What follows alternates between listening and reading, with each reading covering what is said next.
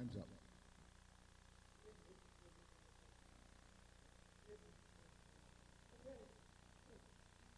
Good evening, everyone. Tonight we have the pleasure of seeing a beautiful work of post-lake embellishment by Charley Phillips, right? Charley Phillips. Charley Phillips is going to show us how to put beads on platters and vases. I'm going to let Charley have it. Thank you. Hi, y'all. I'm originally from Washington State. Been here for 15 years. Almost used to this heat, but not quite. Originally, I started out as just wood carving, and this is one of my pieces that I did with sunflowers and carving the basket weave into it. And then I decided I wanted to figure out a different way to do it so that I didn't have to have my husband make the boxes up for me. And so I tried turning a basket and carving the basket weave into it. And that worked out pretty good. And then I decided I wanted to try doing the basket of illusion. And this is one of the first ones that I've done. And it turned out all right. It was interesting. I did crack it up here when I was trying to hold it in the lathe when I was turning off the bottom of it. Learned a little bit from that. And then this is another type that I did. And I figured I could just put a candle in there or take my rings off and put it in there and they'd be safe. I wasn't much on Halloween yet.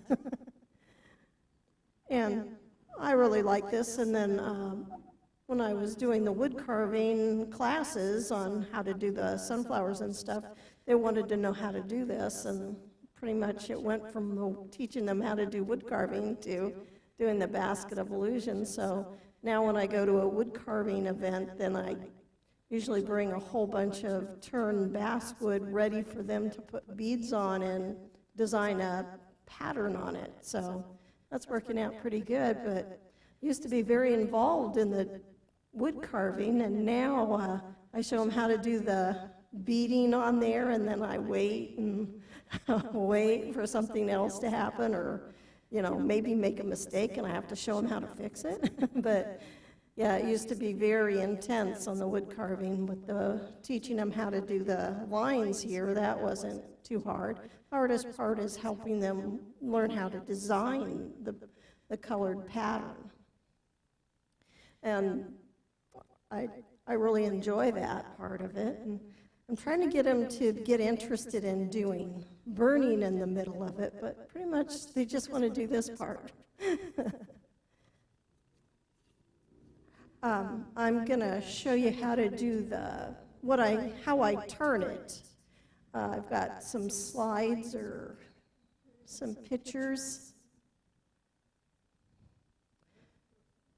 That's a bunch of the turnings that I've done. The next one is I use basswood, and I cut a circle out, and those are 1.5 inches to 1 inch, depending on how big the platter is. Here I am, I'm the next picture there, I'm just drawing into the design, or the shape for the tendon, and I flipped it, or I put a tendon in, and then first I just push it up against the chuck, and then I draw the line on there for how big the tendon's supposed to be. Put a tendon in it, then flip it around and put it into the jaws, and then immediately do another tendon, and then the next slide. Okay, then I shape the bottom of it for the bottom of the platter here, the shape right here, and then I true up the side of it, and then before I put the beads on it, I need to sand it to make sure there's no tear out whatsoever. Basswood, when I'm turning it, I use a scraper. It tends to do a little bit better than a bowl gouge. and to go very slow when you're turning the basswood. The lay is going really fast, but when you're moving the tool across the wood, you want to go very slow, otherwise you can tear it out easy. It is a very soft wood. There, I'm sanding it. In the next slide, I start with my 1/4 inch beading tool, and I'm just marking the size of it, not really doing a bead out of it. And then I go to my 1/8 beater, and I just mark in the size of the beads, mark them out so they're spaced correctly, and then I come back on the next one, next slide, and then I'm beading it, completing it, and then I use my pointing tool. It looks like a teardrop, and I shape the larger bead on the outside. And on the second picture on this slide, I am using a piece of wood. It's some edge trimming that I got here at Wood World without any glue on it. I had to order a whole roll of it, but I was trying to use the edge banding that had glue on it, and then little droplets of glue would fly out and kind of land on your fingers, and that was pretty hot. Kind of burn your fingers. And it did work really well, and it's nice and thin, and on the plate like this, I'm using the end grain and sticking it straight into the piece of wood, the end grain. If it was on a hollow form, then I'm using the side of the edge banding to stick it in there like that. It works really well. Here, I've flipped it back around. Go back one slide. Okay, okay, next slide. I've turning off the bottom, inside of the bottom there. I've moved the tailstock away, and I'm just smoothing it out. There, I've flipped it around, and it's, next slide. It's real crucial when you're doing this plate that you only do like maybe 1 inch, especially this size, 1 inch at a time where you're shaping the plate. Otherwise, it'll vibrate really bad because you've got it fairly thin right out here. And so you want to do just 1 inch at a time, beat it, and then move to the next one. So on the second picture, I've marked the side of the groove right here. Next platter, or picture. Then I'm moving a little further, and I'm sanding everything. Just a 180, you don't care if there's scratches in it. You just want it to be smooth enough with no tear out at all. That's what you're trying to remove, is tear out. Okay, next one. Okay, that's where I've just beaded maybe about 1 inch of it. And then next picture on there, I'm moving it down a little further and then beading a little bit further on it. You can only do a little bit at a time. And then once you get this whole area done, then you can remove all this wood in here. No, I didn't. That's one thing I forgot, is to bring those beading tools. It would have been easier if you could see them. They're DAW beading tools. I really like them. They hold an edge really well, and they're easy to sharpen.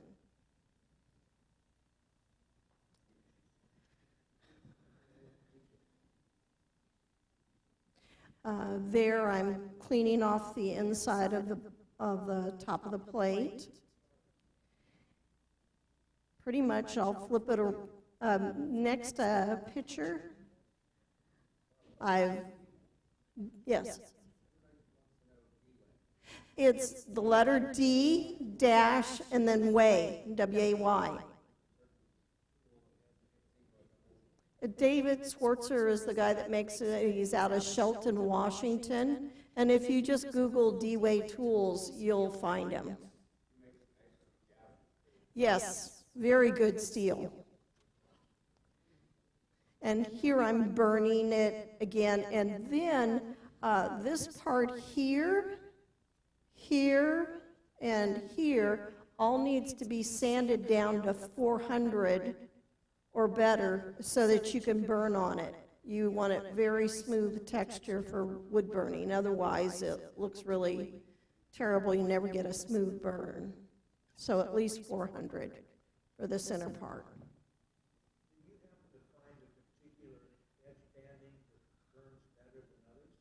I like the maple that I got here with no glue on it.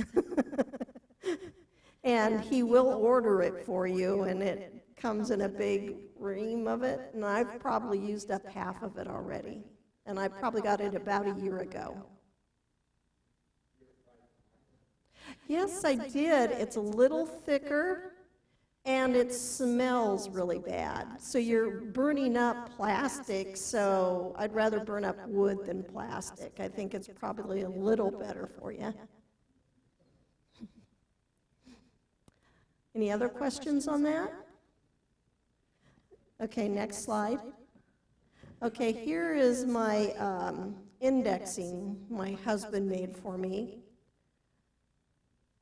He doesn't have a really good picture of it, but it's off the lathe, and I usually have like 50 of these things ready for me to index.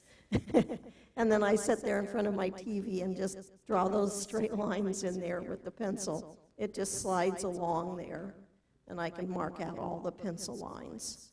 And now I've flipped it around for the back side of it to smooth this part out and take out the little dovetail that I had in here and smooth this all out in the bottom of the plate.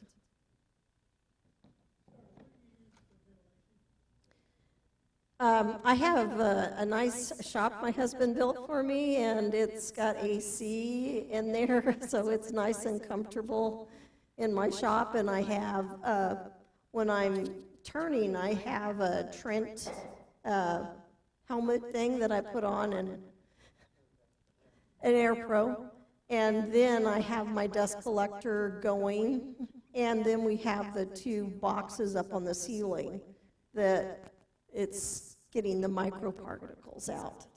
So yes, I do. And we got to clean the AC filters in that area all the time. Clogs them up. Yeah, but definitely with the basswood, it's a very fine dust, and you want to wear something, or the next day you're coughing. It's really hard on you. Okay, and I'm sure you guys know how to turn it around and clean up the bottom of it. And I use a scraper on basswood. I've found it works much better than a bowl gouge, the scraping on it. And turning it up as fast as it'll go, and moving the tool very slowly across the wood.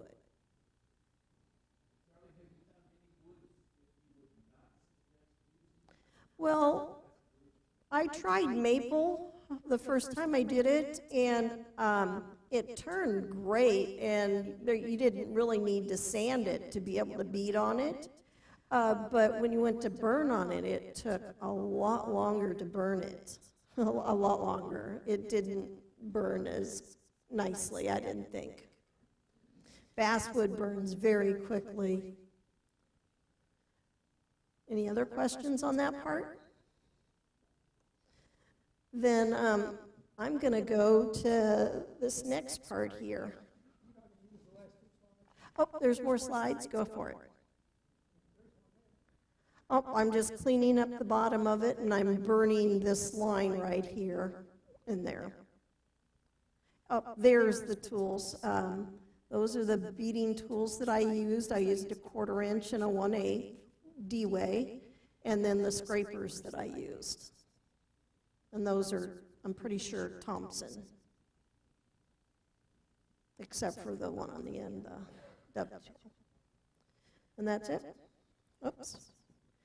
Okay, this kind of goes in progression here. This is just indexed here. And then this is the first line that I've burned on here with my beading tool. And then I divide that in half.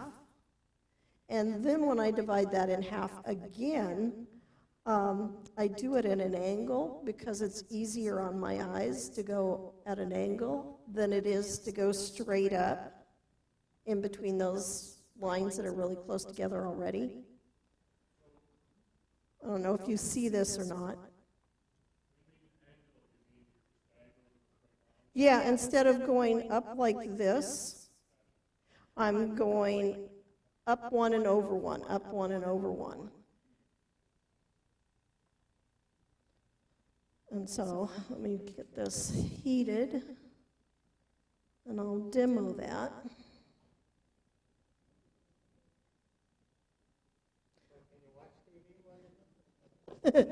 I can listen. At home, I've got this IKEA chair with a footrest, and I'm sitting back there like that with my feet up, and I've got it right here, and I'm burning with my feet up, and I've got two IKEA lights that come over here like this, these little ones, and I've got them right where I need them. These little guys are really pretty nice. This is an Optima, and I have the flyer for it someplace. Well, I don't know where oh, it's right over there on that box. There's a flyer for the Optimas, and it's, I don't know if you can see this. Well, it's just the right shape for fitting into the beads. And it's got, when I get it, before I heat it up, I check it, and I'm going to be holding it like this, and I want it to be angled right for me because of the height of your hand. You want this side right here straight up and down. You don't, if you go at a little bit of an angle like this, because your hand's a little higher, you're going to get a scallop shape instead of a straight line. And so, no. They have a fish scale out here, and it's not quite right for doing this. I thought, ooh, I found just the right tip. It's the right shape, but it doesn't quite work to get it in there. I like a fixed tip. Okay, and it's a beading tip. And it's in that flyer, it tells you what number and the people that I get it from. Got to move this here.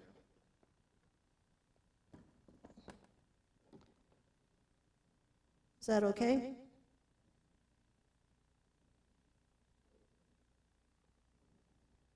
Okay, I just put it on there, rock it forward. And I'm putting a little notch there, and I can feel it.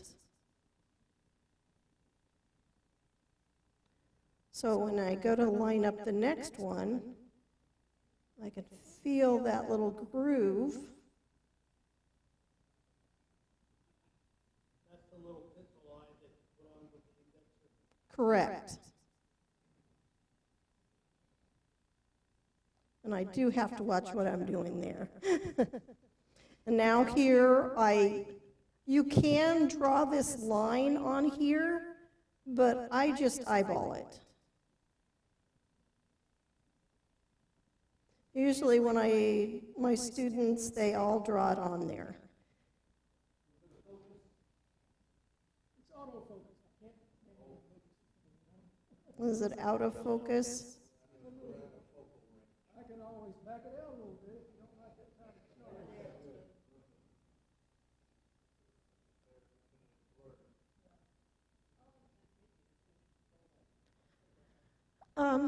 I did all of that's on here yesterday, and I also did this side. But I wasn't going to show you that. That way it's all ready for me to do a wash of color over it. And so there you saw how I divided it up. It goes fairly quickly. What does it take? About 5-10 seconds for me to burn a line.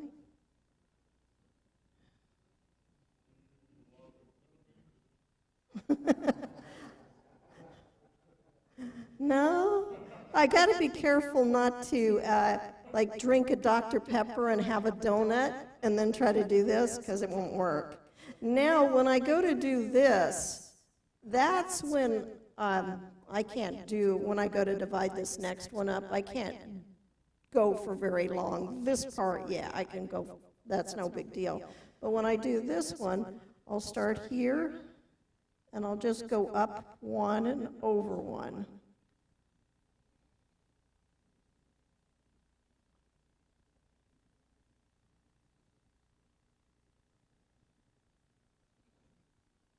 At home, I have a fan that's sitting right here, and it's not blowing on it, it's sucking the smoke away from me, but I figured there wasn't anywhere that I wasn't going to blow it in somebody else's face, so.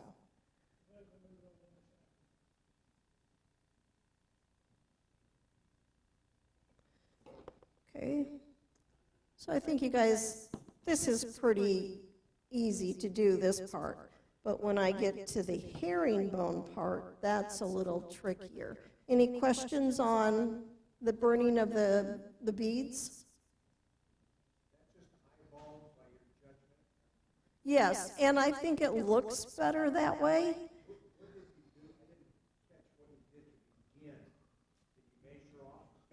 Oh, well, on the slides, I index it. See, these pencil lines were already there, and then I burned right on top of the pencil lines. And then I eyeball in between that. You probably can't see the pencil lines that are on here right now very well.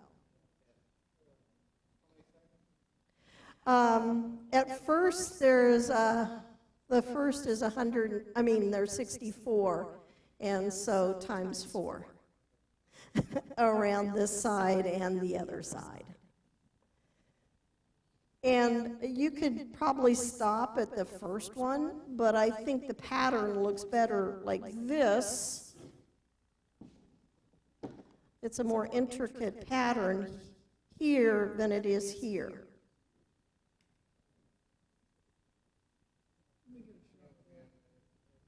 I just think it looks prettier.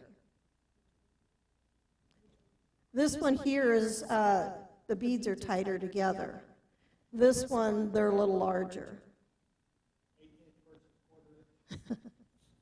Well, these are 1/8" beads, but it's the lines that I've burned down here that are a little closer together, so this pattern becomes more intricate. They both look nice, but this is just a tighter weave, I guess you'd call it.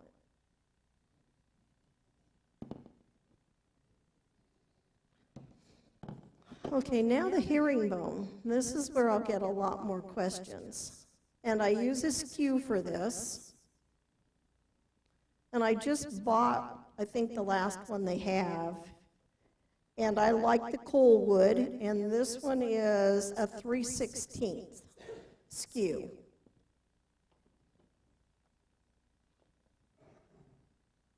See that one? No, they don't. I think the only one that does is this guy, this one, the Optima. And Harvey Myers went to the guy at, that makes the Optima and got him to make it. So that's why it's just perfect for these beading. He took I think the rumor is he took the beading tools to the Optima guy and had him do it in one of his turnings. Okay, this is a progression here.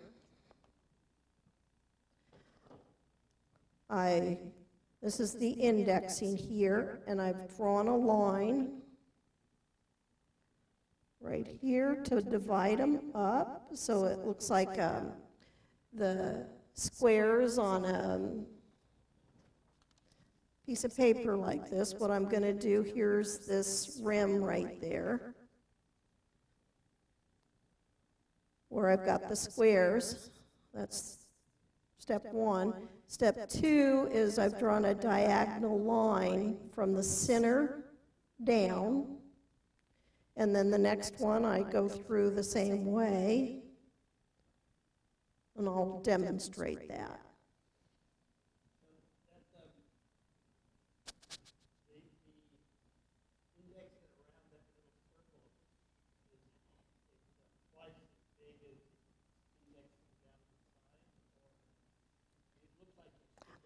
I did skip every other one because I thought it looked better for this particular pattern. When it was right in here, it was going to be too tight. It wouldn't look very good to have it like that.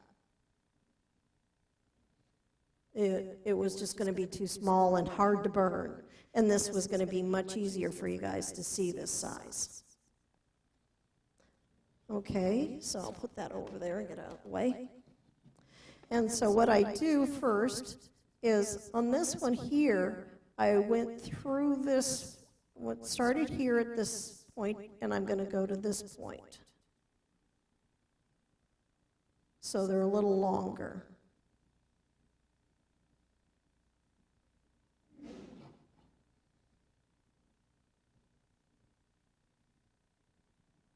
And I'm drawing it out for you guys, but pretty much I don't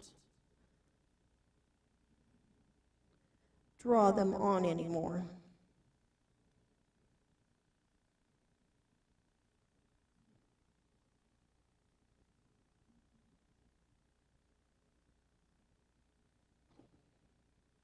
Oops.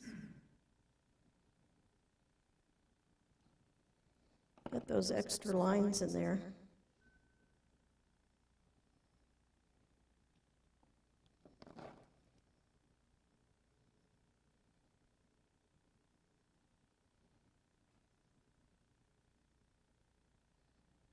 And so, get that on. When I got to burn these lines in, I start at the heel and end at the toe. And I usually wrap it around my arm just so it doesn't keep falling off my arm. So I'll start here, sliding it down to the toe.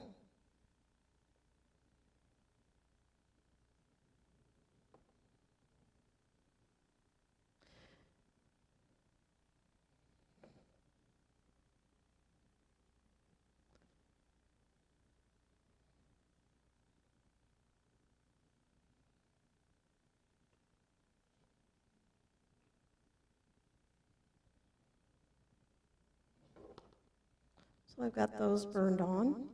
Next, I start at the toe and go to the heel. So I'll start down here, sliding it forward. And if I was to stop right here, it would be a herringbone. I mean, a chevron instead of the herringbone.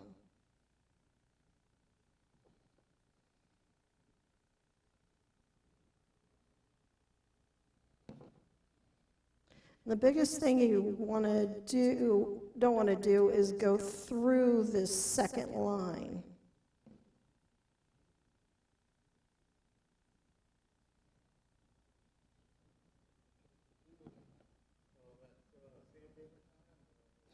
Well, yeah. What I've got is I use a little carving tool and I kind of use it as a scraper, and I scrape it off. But pretty much before I do that, I see if I'm going to burn over it and shadow it. Because the next step is to burn the shadow in here.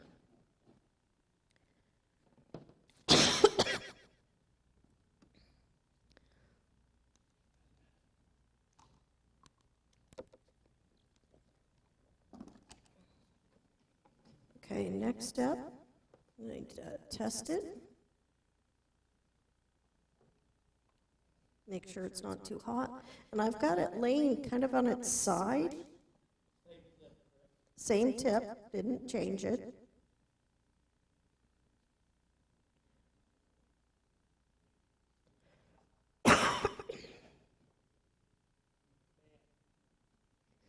No.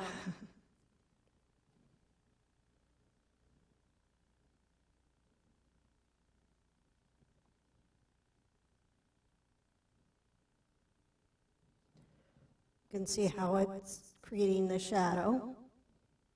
Do one more.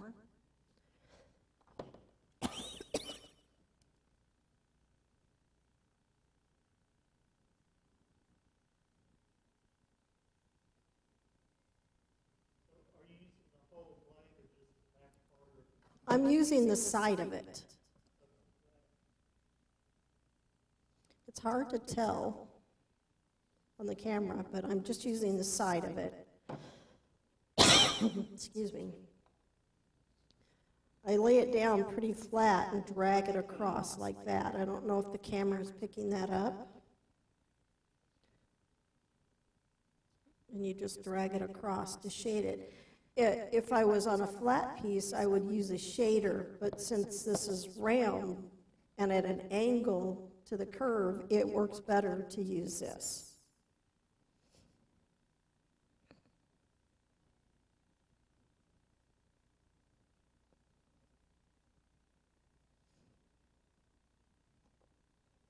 And then I would, for this other side, instead of going like this, it's the same direction.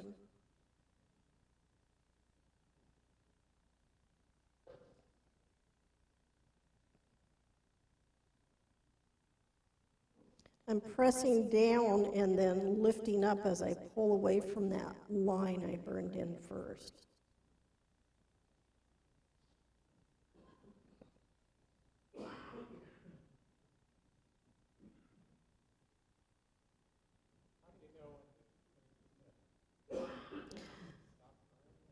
Well, it kind of leaves little chunks of black on there, and what I would do is let it cool, and then I would strop it on the leather. It's got a little compound on it, and just polish it up. And the next step is to burn these corners in here. And what I do is I lay it down on its side even more, and just stick the corner in there and pull out. Pull and lift. And that just darkens that corner and makes it look like it's tucking down in there. Any questions on that? And then you can see these little lines on here. Makes it look, gives it a wood grain. And that's just pulling it along. I need a little bit more heat.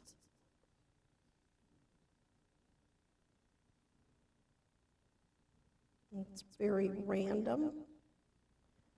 And then I'll go the other direction, starting at the top of it.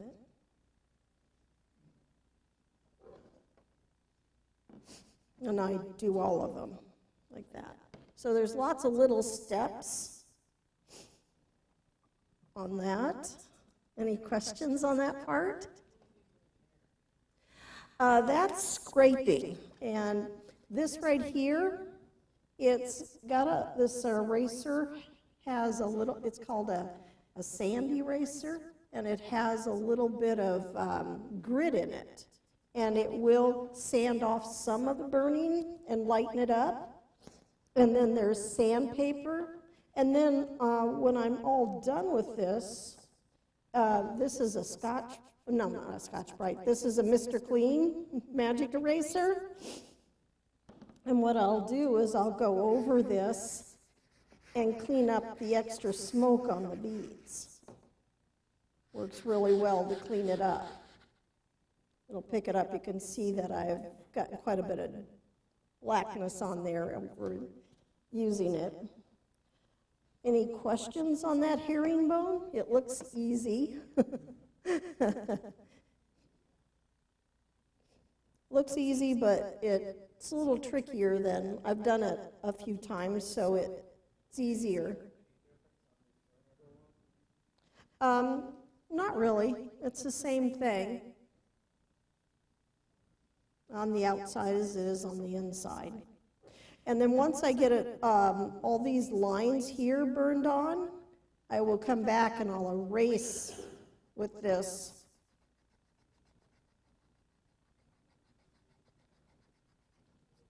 all of the pencil lines in there. Make sure they're completely gone, and then I use an old brush, paintbrush, and make sure that I've got all of the, it's actually, it is from Azel Art Supply, but used to be used for when you made an error, when you were typing on an old-fashioned typewriter, and it would sand it off. Yeah. But it works really well for erasing your mistakes, and it will lighten up your burning. It isn't going to clean it up completely, but it will lighten it.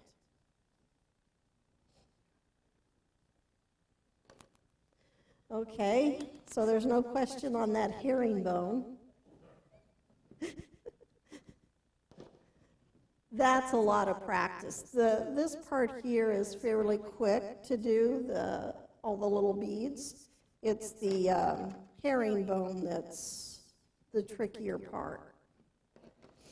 And in my last class, some of the people, they didn't do the herringbone, they just did 4 lines going up on, and just did some colors, and that looked kind of neat, just doing the 4, giving 4 colors, matching what they did. So that was cheating. Next, I'm going to go over how to do the painting. This is the design I'm going to put in on that. It's just a simple pattern. On all of my patterns are indexed to an even number of 8 or 4, or, it'd be 2, but it's an even number of them so that my repeat will match up, and it will fit on any one of these patterns will fit on whatever size.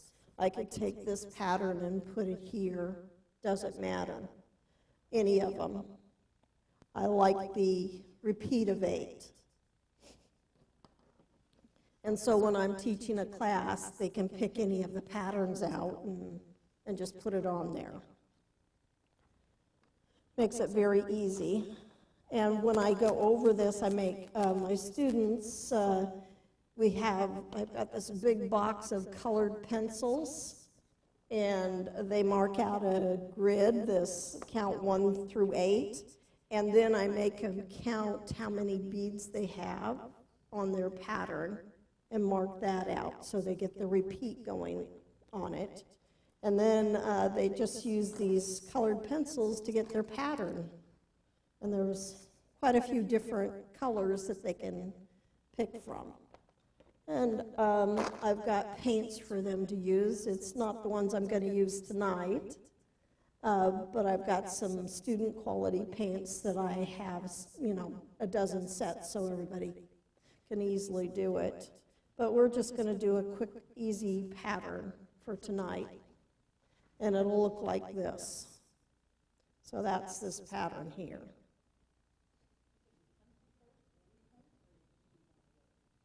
I do have them do it on paper first and work out their pattern. Otherwise, they'll make their mistakes here in counting and everything on the grid here, and then they know what to look for when they go to put it on here, onto the piece of wood, and they're more comfortable that way. This little guy here is the same pattern. It's just a really small, and it becomes a little flower.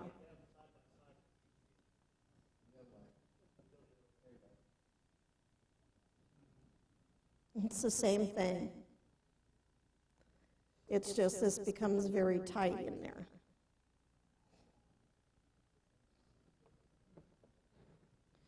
Okay. I need to take a little break and or somebody can get me some water. Go ahead. Water? Yes.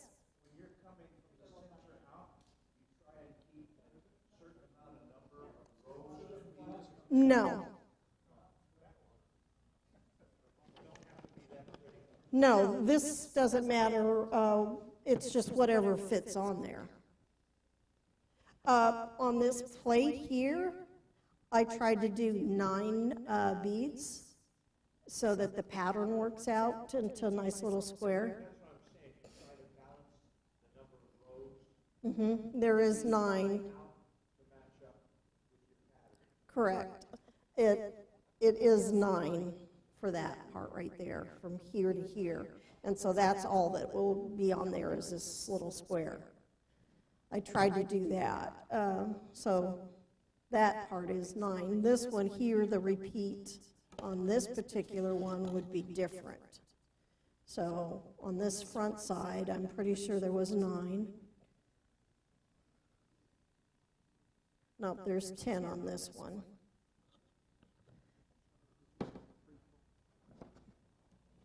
This one here has the 9.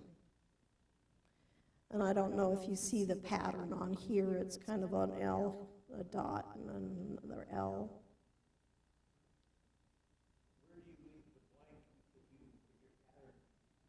if your pattern is 9 and you don't have an even 9 coming out? Where do you? It just sometimes if there's I could leave a space above or below it. It can work out.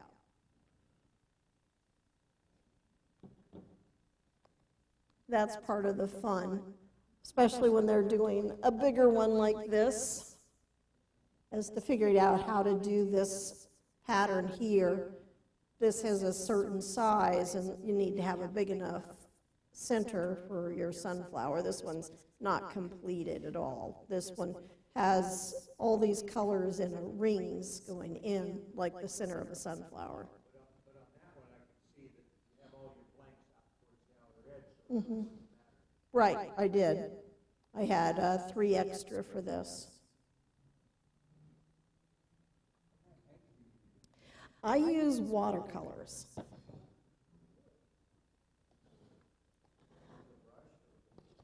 I use a brush. I know that most of them use a pen, and it's India ink. Well, I used those at first, and that's what's on this taller one there. And I got about halfway down with the brown, and the pen ran out. It dried up. And then I went and got another one, but then the dye lot wasn't the same. And so I had to go over it and blend it in, kind of hit and miss, so that you wouldn't see it. And I thought, there's got to be a better way on such a big, and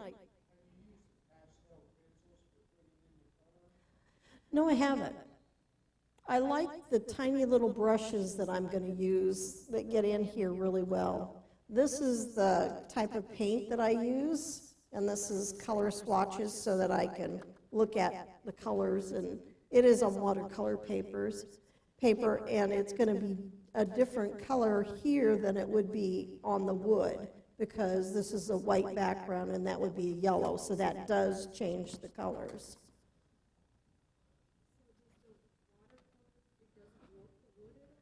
No. If it does, it's wood, it's natural, it'll look more like a basket.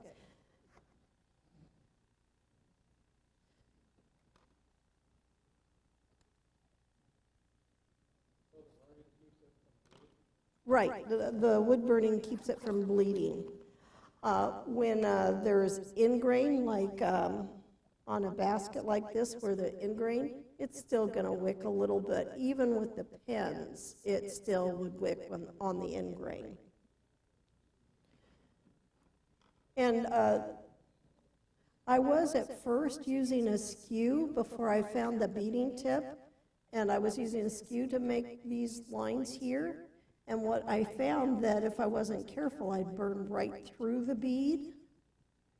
I was too hot and I just burned right through the bead, pressing too hard. And what would happen on those, if I burned them really deep, all of them, that if the grain was just right, those beads could easily pop off with the water. So these, when I burn them, they're just burnt on top of the wood, not cutting through it. Something to be careful of, because you could pop those off over time. So next, what I'm going to do, let's see, I like to use these little ceramic plates. I get them at Kroger. They're pretty inexpensive, and they wash up really well. Let's see. These are the core paints that I like.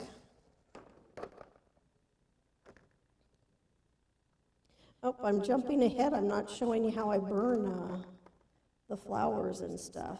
Do you guys want to see that?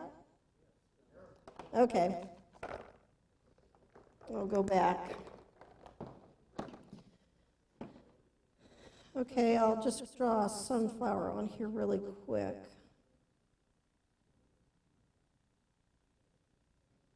There's the center, and this is the size of the petals. And I'll just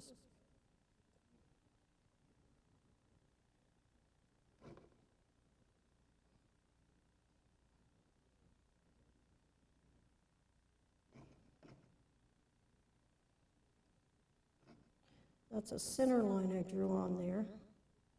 This is just kind of sketching it out.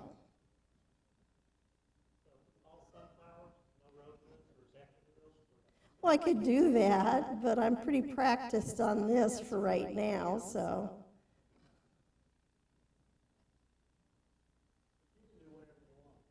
Yes, you could do whatever you want. I've got little.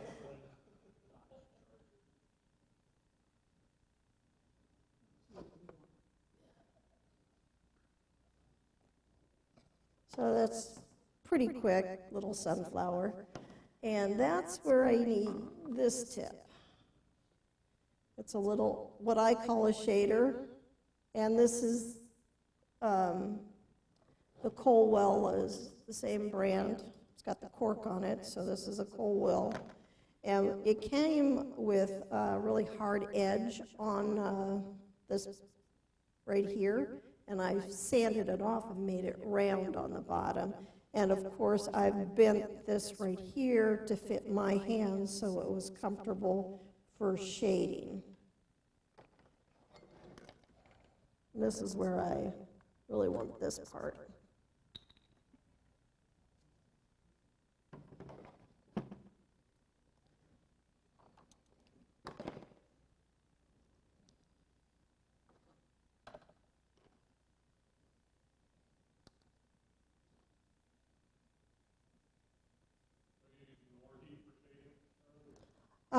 With this one, there's a lot of metal, so I'm turning it up pretty high to heat it up, and then I'm going to turn it down to, it's right between the 3 and the 4 on this particular machine. Each one of them, even if it is an Ultima, it will be set just slightly different, and there's a little knob in the bottom of this, or it's the back side, where you can adjust that.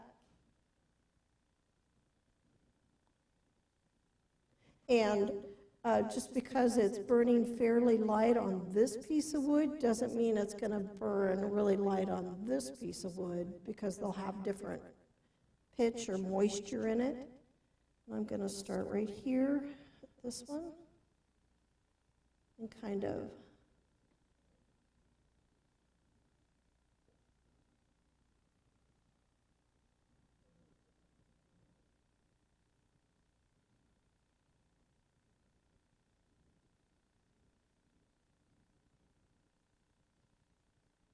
and that pencil line that I put on there, that was just a guideline.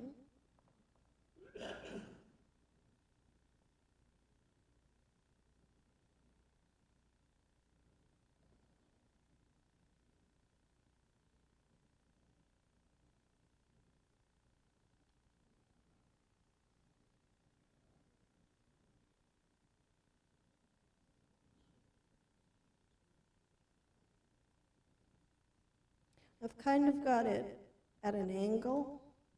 It's not flat on the piece of wood.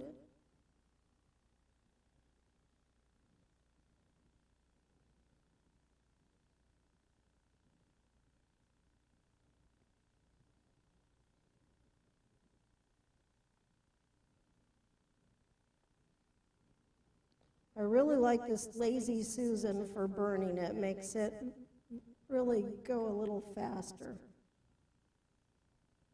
Now I'm kind of bringing the line out a little further, and I'm going around in little circles, leaning to the right side of the shader.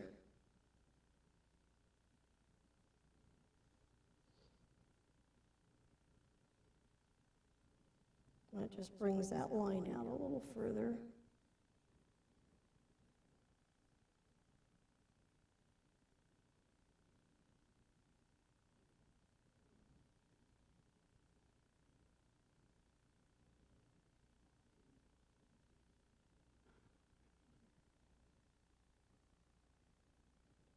Do any of you guys wood burn?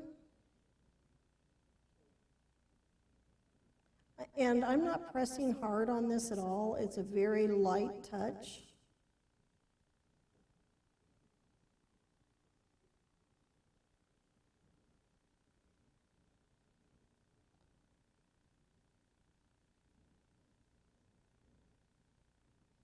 A sunflower, where it attaches to the center, it kind of rolls on itself to create a funnel so the moisture goes into the seeds. That's what I'm going to put in here next.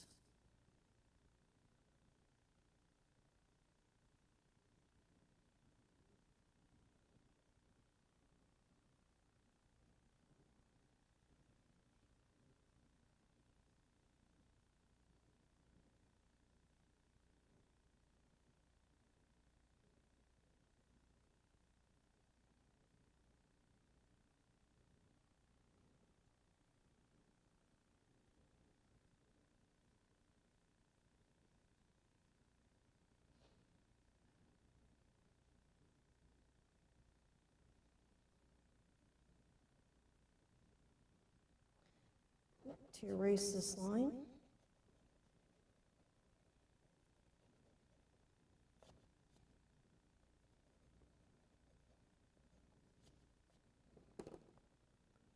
Then I'll put a line down the center. I'm going around in a circle.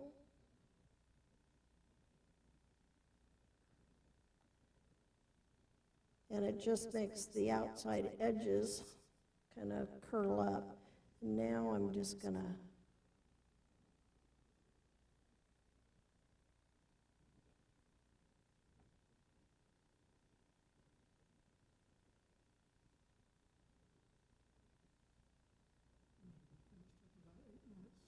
in 8 minutes? Okay. I wasn't watching the clock. I'll kind of see how that's done. Just keep working on it. Okay, let's do, instead of painting in little squares, let's go for the wash of yellow.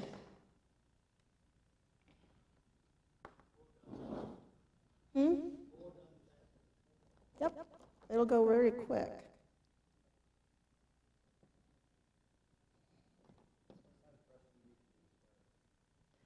I use, this is a 5/0 round, very small. This one, yeah, they're both 5/0 rounds. Okay, and you need to get a bigger brush out.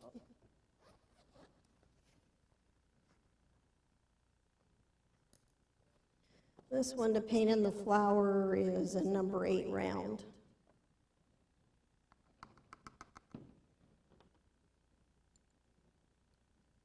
Oh, it's going to be bright.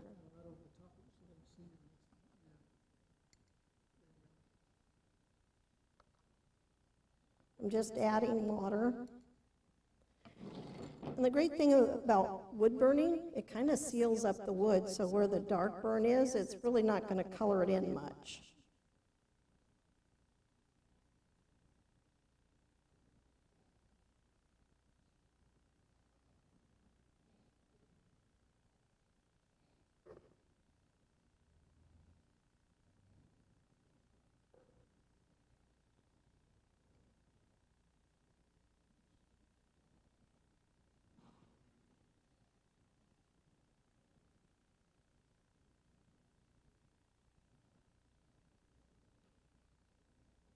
all the work is in the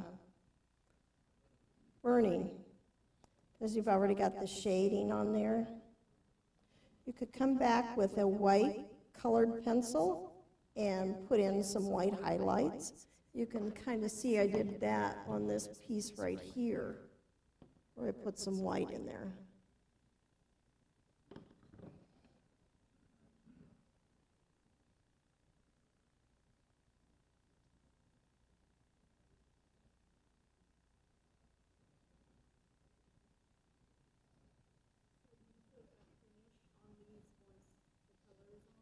Yes, what I will do is first I spray it with DEF, and if you were worried about the color you put on there, you might find one that has UV protection and spray that, and then I put the wax on. I really slop it on there and really let it soak in. I mean, I really glob it on, and that's where this came in, right here. Yes, it is. That's using that shading tip that I did here. It's just burned like that. Very high. It's branded there. So it's probably at a 7 or an 8 for that. But you saw how quickly that went on. And then I would do a wash of gray blue in here in the middle, and it would look like the sky and kind of a cloudy sky. That's why I had it kind of blotchy looking. With this, with the DEF. And I like a matte, but I couldn't find matte, so this is a satin. I don't want it to be really shiny. And I did oil these just before I left. I sprayed them and oiled them just a few minutes before I packed them in there. Oh, I'm sorry. It's feed and wax and the DEF.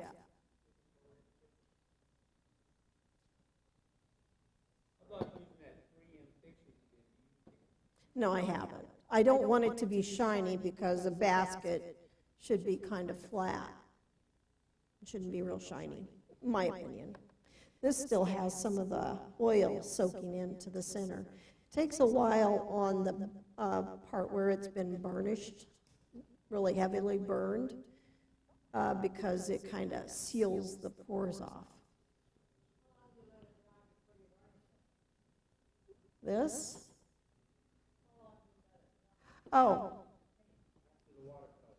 After the watercolors, probably the next day. It should be, especially here in Texas, it should be dry enough. But it's all in the wood burning, and I'd probably come back over this, and maybe you can see in this one that I've put a little bit of a darker yellow right through here. No. Because I've burned it in kind of...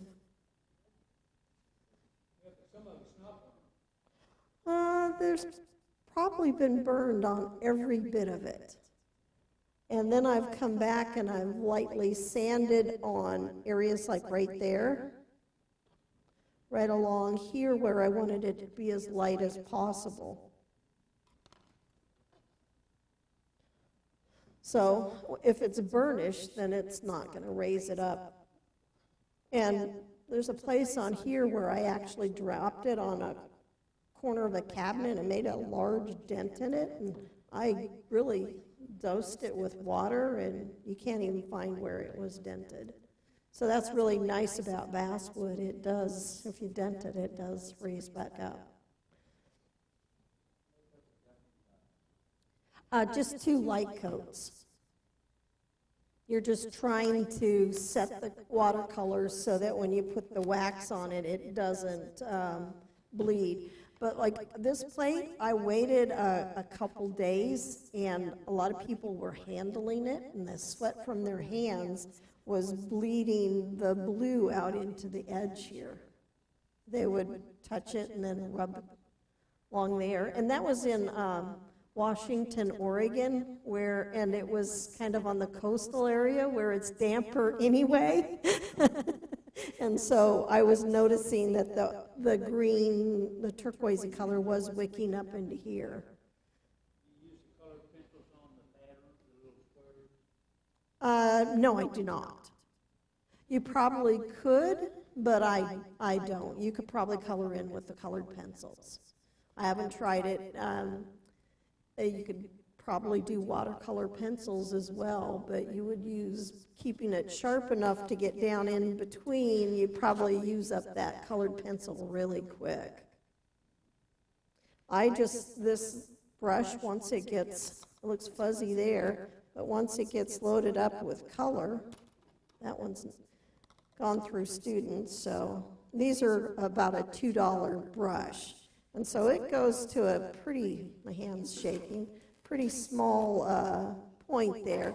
So you can get in here and color these beads in without worrying about getting the other one. When you use those pens, that tip's pretty fat, and it's really easy to hit the bead above. The brush is much more accurate. And I use it, it's a round, but it's a spotter size. It's a shorter bristle. If you look at this one, the bristles are fairly long. You don't want a long bristled brush. You want a short bristle because it'll flex too much.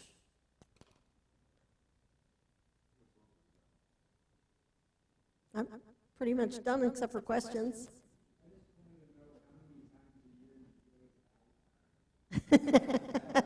Just once a year, like normal. Thank you. Thank you. While I don't know if there's time, but I was going to let